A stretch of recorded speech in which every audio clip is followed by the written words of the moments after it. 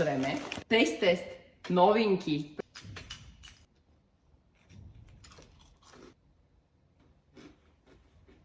Zopakujeme si všetko, čo vieme. Takže liofilizované ovocie by malo mať tvar skoro úplne ako čerstvé.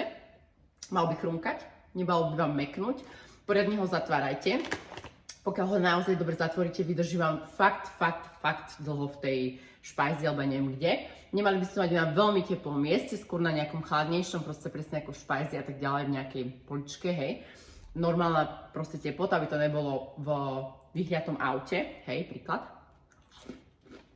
Lebo vtedy to ovocie môže zmeknúť a pokiaľ je skladované správne, tak vám nezmekne. A prosím vás, ženy, uistite sa, že odoberáte náš newsletter. My sme tam začali dávať také self-care tipy a naozaj to, kde ja chcem tú značku posunúť a dať tým ženám nie len zdravý snack, ale aj sebavedomie. Takže prosím vás, choďte odoberať náš newsletter, keď sa prekliknete, máte to zdarma, máte tam proste recepty, info o zľavách, exkluzívne rôzne ponuky a tak ďalej, takže choďte. Keď sa prekliknete na náš e-shop, tak úplne dole vo footeri, jak sa to volá, tá spodná hlavička, hej, ten spodok, tam máte, že odoberať newsletter, môžete dať svoj mailik.